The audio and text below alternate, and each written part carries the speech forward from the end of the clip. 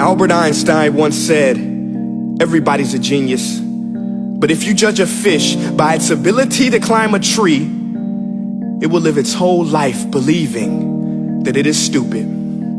Ladies and gentlemen of the jury, today on trial we have modern day schooling. Glad you could come. Not only does he make fish climb trees, but also makes them climb down and do a 10-mile run. Tell me, school, are you proud of the things you've done? Turning millions of people into robots, do you find that fun? Do you realize how many kids relate to that fish swimming upstream in class, never finding their gifts, thinking they are stupid, believing they are useless? Well, the time has come, no more excuses. I call school to the stand and accuse him of killing creativity, individuality, and being intellectually abusive. He's an ancient institution that has outlived his usage. So, Your Honor, this concludes my opening statement, and if I may present the evidence of my case, I will prove it. Proceed. Exhibit A. Here's a modern day phone. Recognize it? Here's a phone from 150 years ago. Big difference, right? Stay with me. Here's a car from today, and here's a car from 150 years ago. Big difference, right? Well, get this. Here's a classroom of today, and here's a class we used 150 years ago. Now ain't that a shame? In literally more than a century, nothing has changed. Yet you claim to prepare students for the future? But with evidence like that, I must ask, do you prepare students for the future or the past? I did a background check on you and let the record show that you were made to train people to work in factories, which explains why you put students in straight rows, nice and neat, tell them sit still, raise your hand if you want to speak, give them a short break to eat, and for 8 hours a day tell them what to think. Oh, and make them compete to get an A letter which determines product quality, hence grade A of meat. I get it. Back then, times were different. We all have a past. I myself am no Gandhi. But today, we don't need to make robot zombies. The world has progressed. And now we need people who think creatively, innovatively, critically, independently, with the ability to connect. See, every scientist will tell you that no two brains are the same. And every parent with 2 or more children will confirm that claim.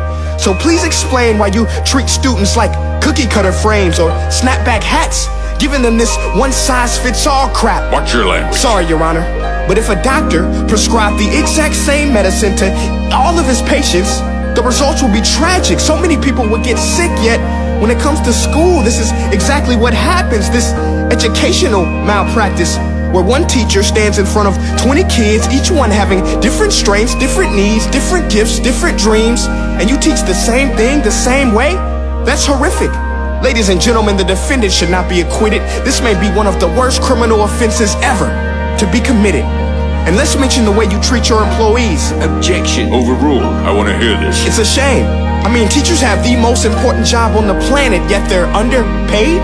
No wonder so many students are short-changed. Let's be honest, teachers should earn just as much as doctors, because a doctor can do heart surgery and save the life of a kid, but a great teacher can reach the heart of that kid and allow him to truly live. See, teachers are heroes that often get blamed, but they're not the problem. They work in a system without many options or rights. Curriculums are created by policymakers, most of which have never taught a day in their life. Just obsessed with standardized tests. They think bubbling in a multiple choice question will determine success. That's outlandish. In fact, these tests are too cruel to be used and should be abandoned, but don't take my word for it.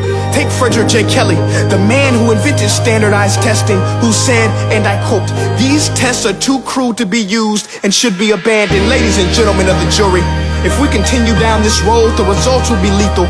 I don't have much faith in school, but I do have faith in people.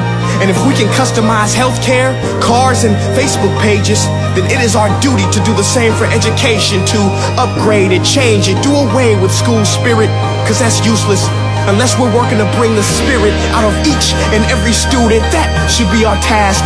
No more Common Core. Instead, let's reach the core of every heart in every class. Sure, math is important, but no more than art or dance. Let's give every gift an equal chance. I know this sounds like a dream, but countries like Finland are doing impressive things.